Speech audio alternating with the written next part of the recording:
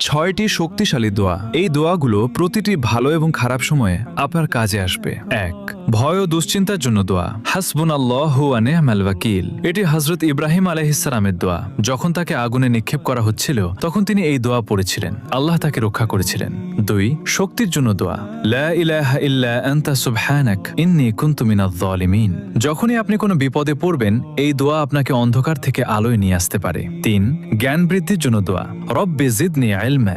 ৪. যে কোনো কিছু পাওয়ার দোয়া। রব্বি ইন্নী লিমা আনজালতা ইলাইয়া মিন খায়রিন ফাকির। এটি হযরত মুসা আলাইহিস সালামের দোয়া। যখন তিনি একা ও বিপদে ছিলেন তখন এই দোয়া করেছিলেন। আল্লাহ তার জন্য পথ খুলে দিয়েছিলেন। ৫. বরকত ও রিজিকের জন্য দোয়া। আল্লাহুম্মা বারিক লানা। ৬. মনের কষ্ট দূরের দোয়া। আল্লাহুম্মা ইন্নী আউযু বিকা মিনাল হাম্মি ওয়াল হাযান। এটি হযরত মুহাম্মদ সাল্লাল্লাহু আলাইহি ওয়াসাল্লামের দোয়া। তিনি কঠিন সময়ে এই দোয়া পড়তেন। এটি মনে প্রশান্তি এনে দেয়। সবাই কমেন্টে আলহামদুলিল্লাহ